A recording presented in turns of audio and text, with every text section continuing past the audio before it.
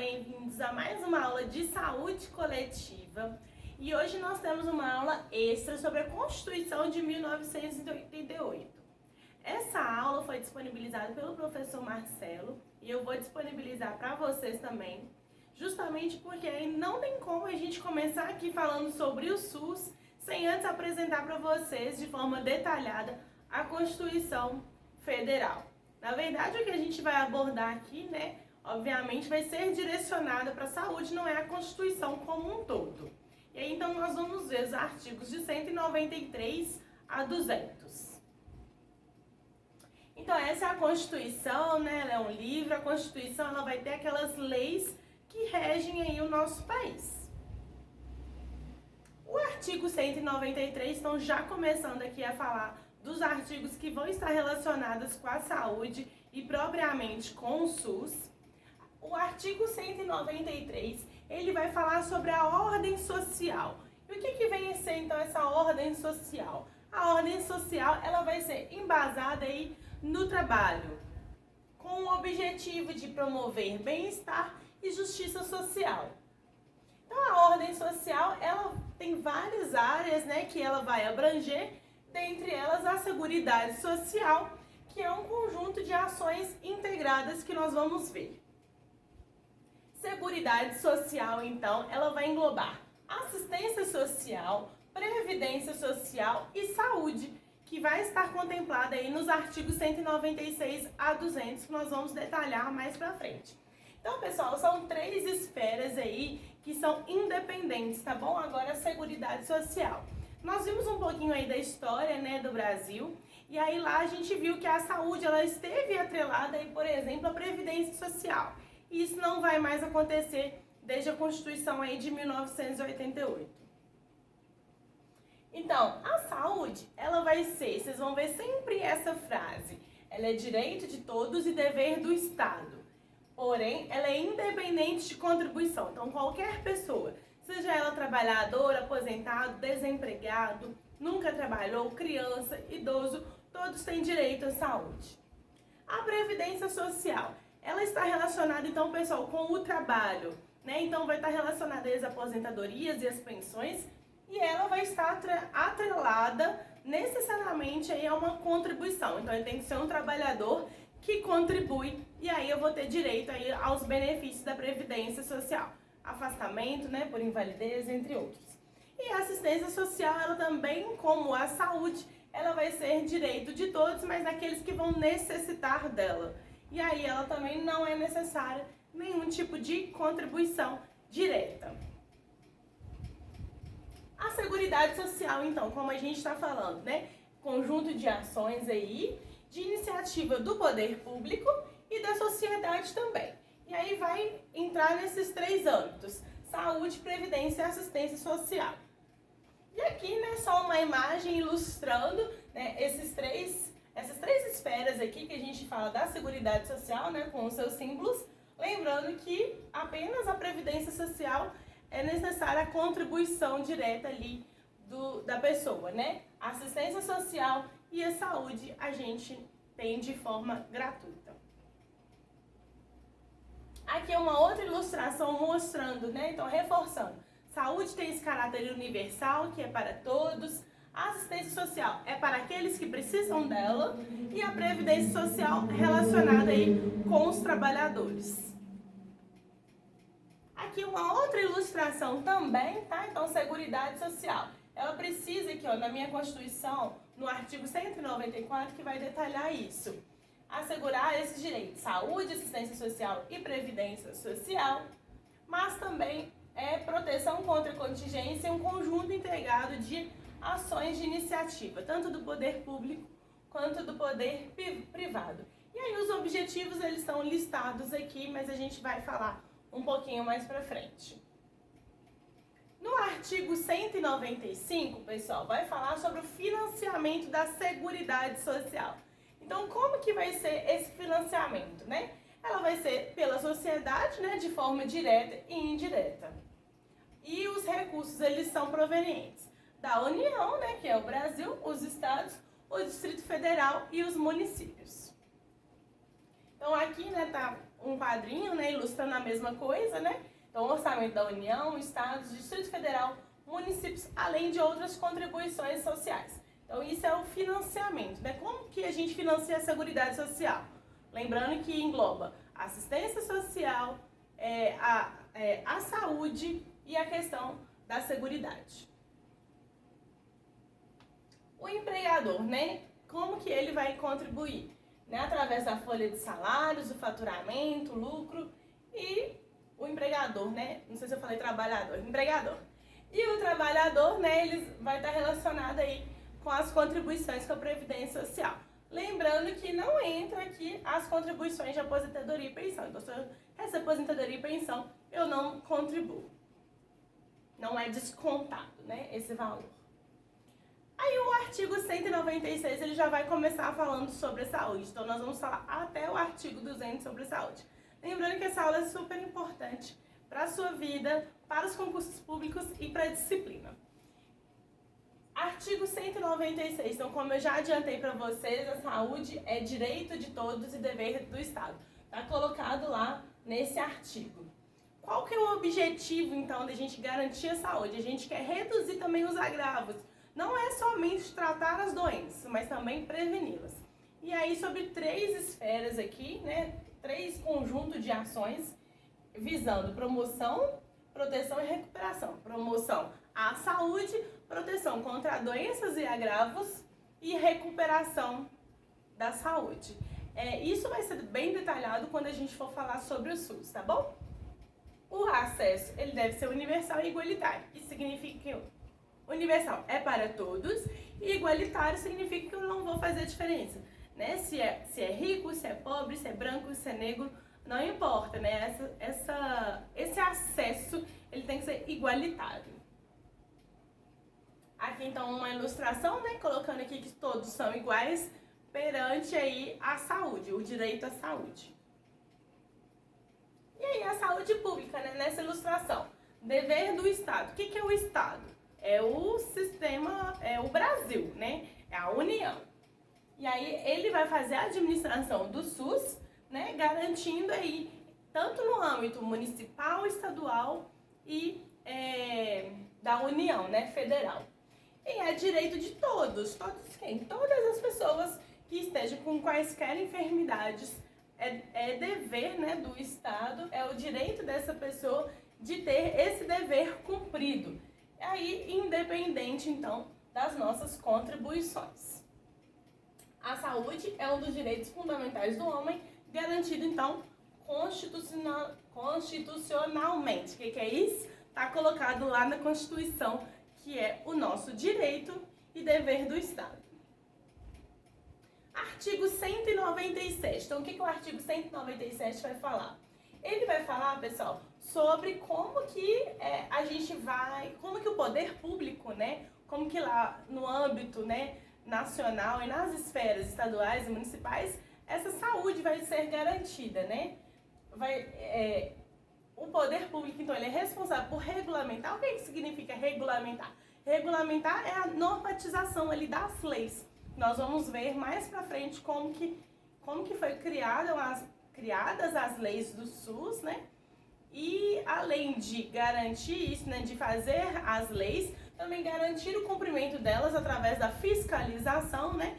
Ver o que está sendo cumprido, o que não está, e aplicar aí medidas de controle, né? Para que as leis sejam cumpridas. Isso tudo é de âmbito do poder público.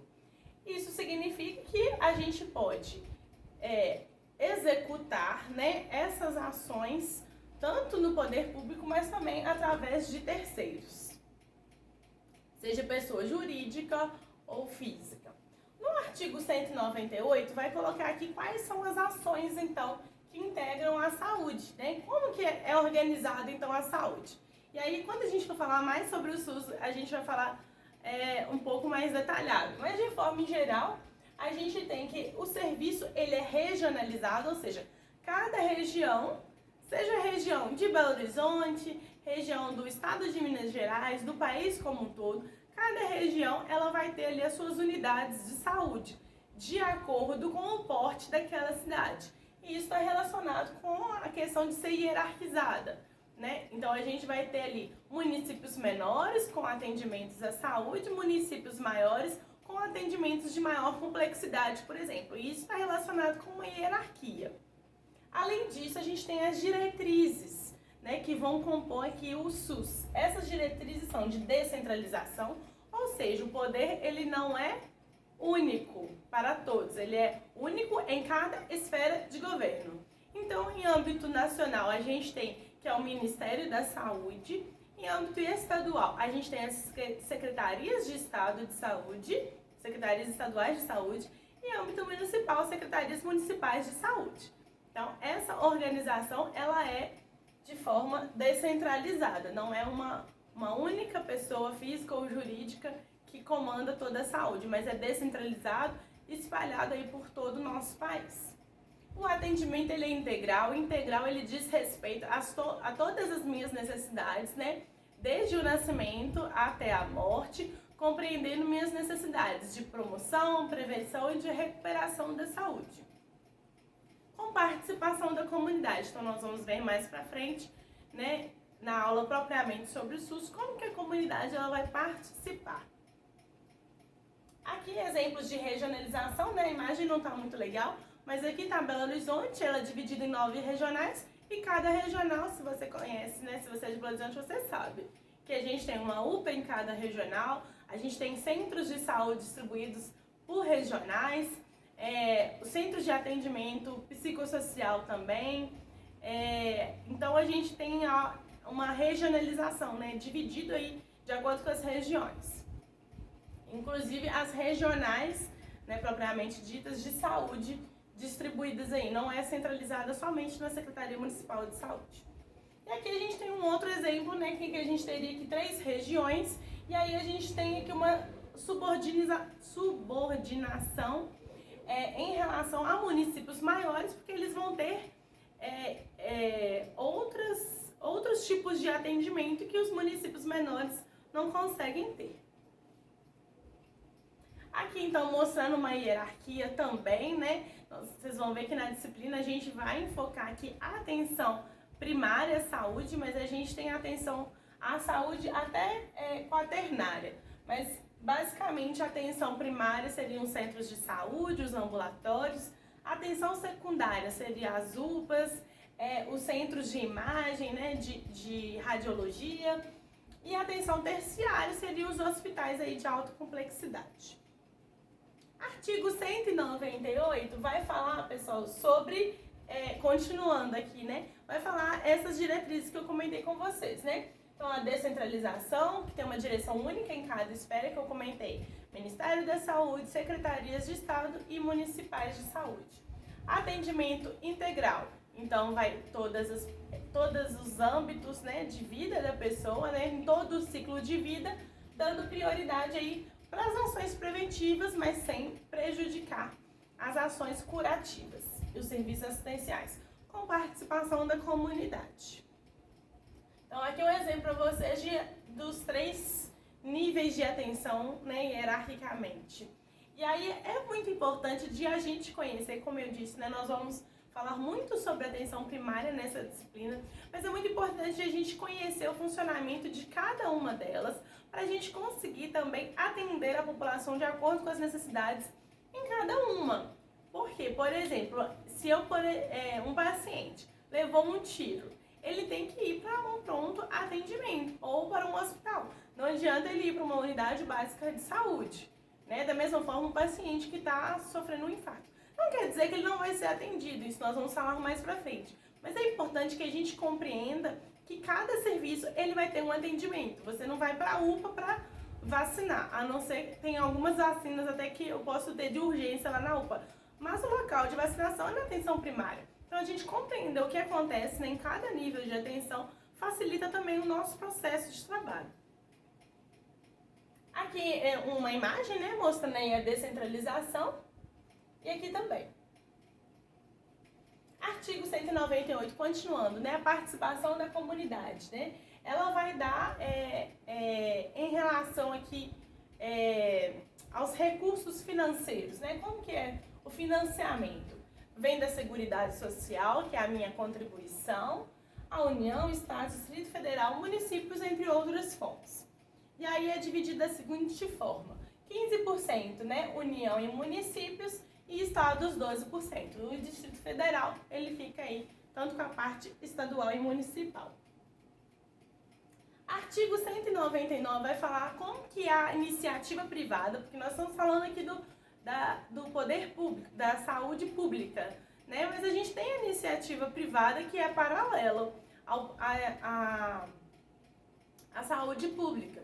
E ela pode sim contribuir para a saúde pública, né? Então a gente tem aqui, né, no artigo 199 que de forma complementar a gente pode, né, eles podem contribuir. A gente tem exemplo, por exemplo, a gente tem alguns exemplos, né? O Hospital Felício Roxo, por exemplo, ele tem leitos destinados ao SUS, e isso são parcerias que são feitas entre o poder público e privado.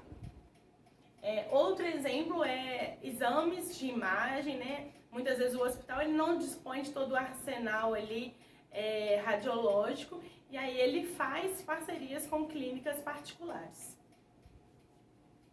O que é vedado, né? O que é proibido? Recurso público para organizações aí privadas com fins lucrativos. Também é proibido participação direta ou indireta de empresas ou capitais estrangeiros na assistência à saúde do país. As condições aí de transplante também são colocadas aqui nesse artigo 199, colocando que qualquer tipo de transplante ele não pode ser com fins lucrativos, né? Então qualquer tipo de comercialização é proibida.